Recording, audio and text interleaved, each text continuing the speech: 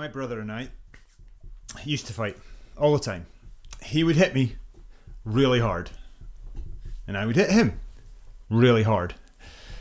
We survived, but as much as we fought, if anybody else threatened or attacked or called my brother names, or anybody in my family, then as a family we would come together and we would resist, we would be angry, we would fight back against anybody who attacked any of us. We were allowed to hit each other and fight inside our little circle, but woe betide anybody else who tried to attack that. There was a point or different points actually, during the reaction to the first months of the pandemic, where we were all encouraged to think about bubbles. We were encouraged to kind of draw a circle around maybe our household or our family or the people we lived with, and to keep that safe, to protect that. And then as things relaxed, we could maybe extend that bubble or join our bubble with another bubble. But the idea was to resist an enemy, actually a common enemy. And in a weird way, it brought us as little circles kind of together, that we were fighting against one common enemy. But in other ways, it kept us apart. I find it's really easy to draw circles around myself or ourselves. It's easy to put other people actually in bubbles, to keep them out of mine. It helps me distinguish myself or a group of people from others. What can burst those kinds of bubbles or rub out those kinds of circles is some sort of common threat or enemy. So, for example, I might have drawn circles based on, preferences.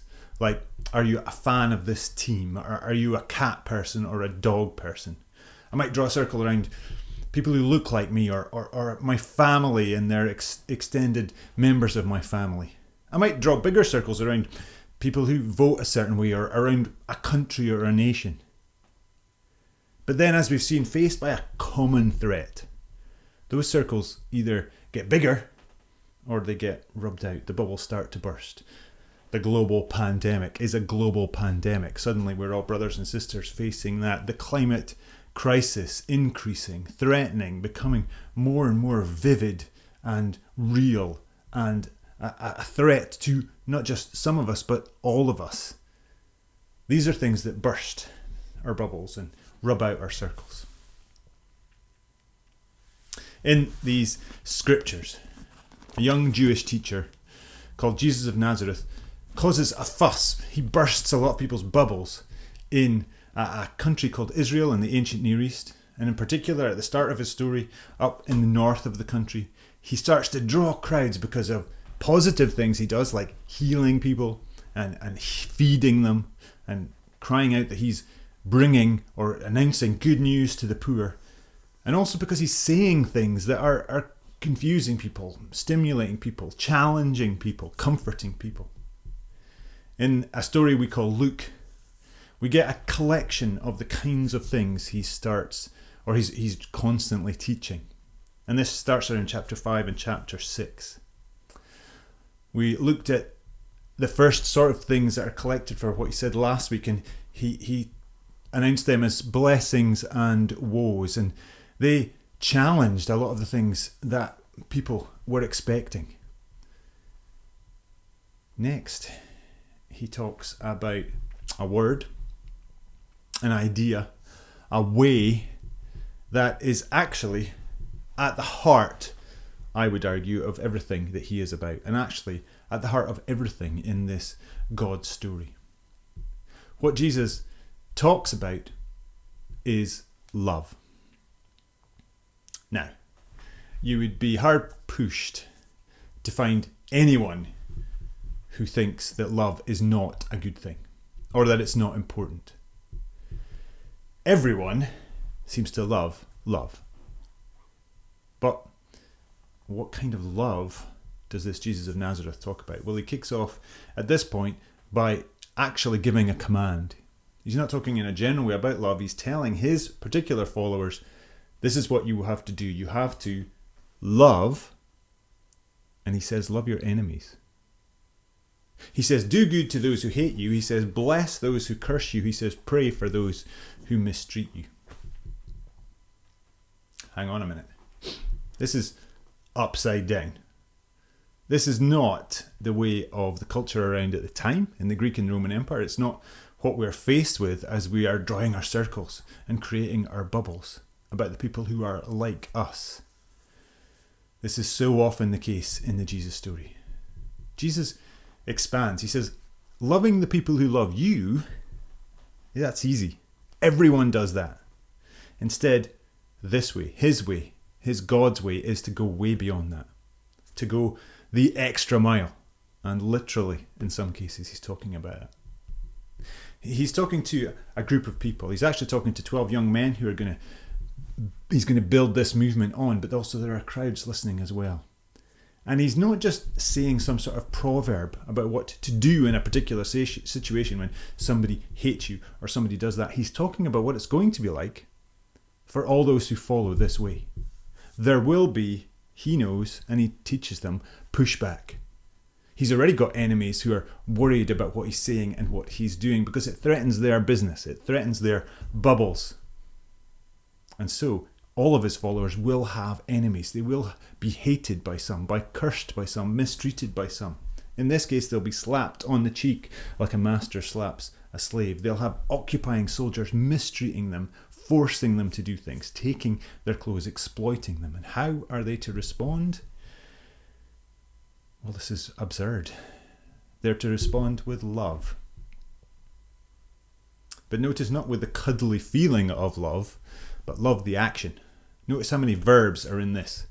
What are Jesus' followers to do? They are to do good, to bless, to pray for, to offer the other cheek, to not withhold the other piece of clothing, to lend.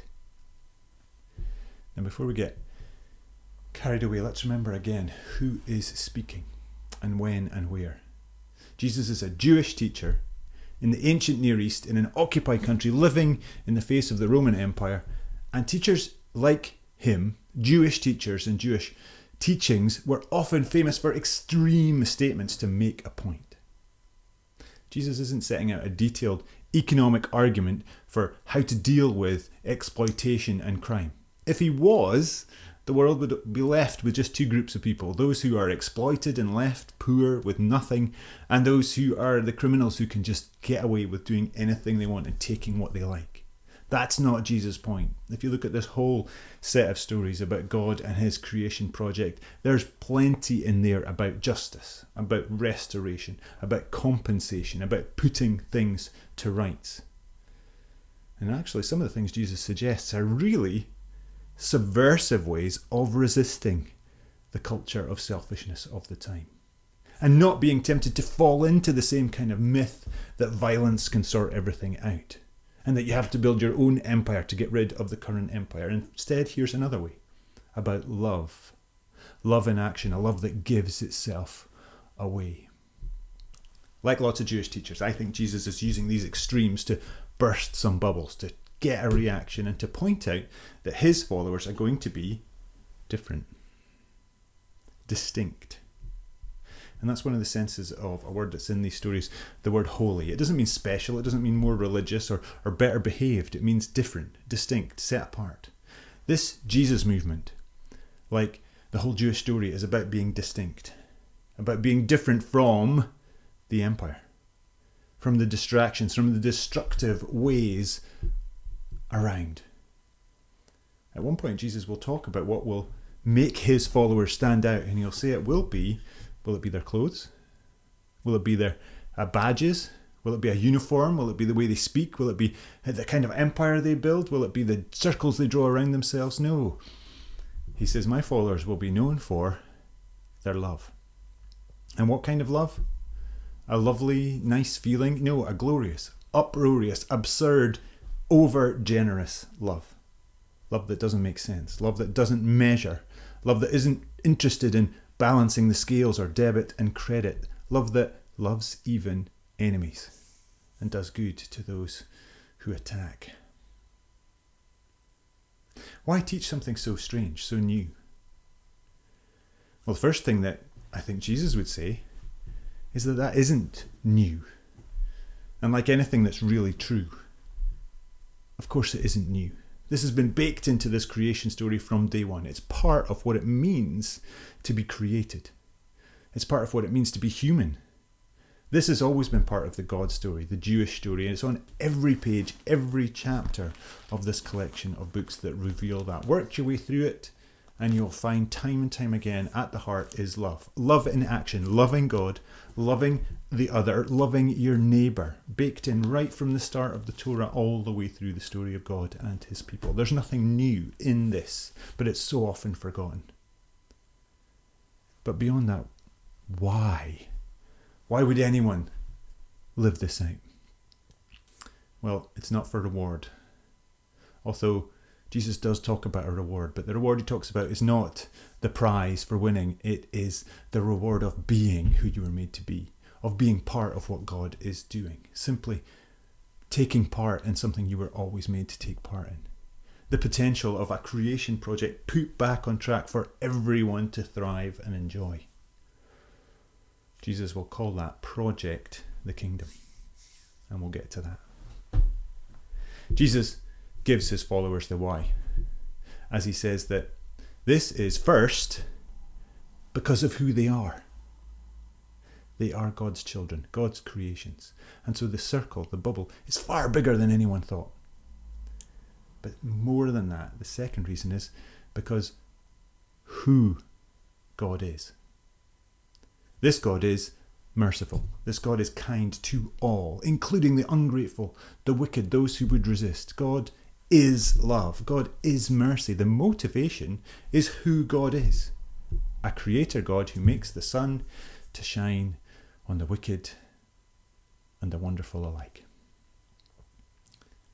Of course, this doesn't make any sense. Of course, this doesn't add up, and thank goodness it doesn't. People don't get what they deserve in this story. They get so much more. This is a story of God's love and grace and mercy and forgiveness. And so often, every single one of us gets so much more than we deserve.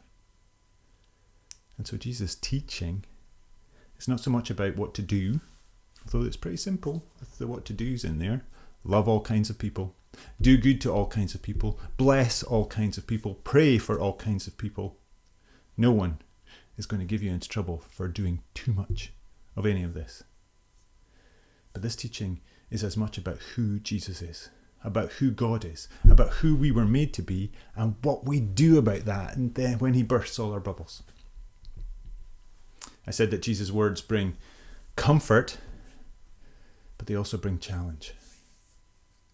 A comfort might be, well, we can never make a mistake of loving too much, or of loving the wrong kind of people. A challenge might be, well, what are we known for? Are we known for loving just those inside our bubbles? Or are we known for loving all God's children, even our enemies?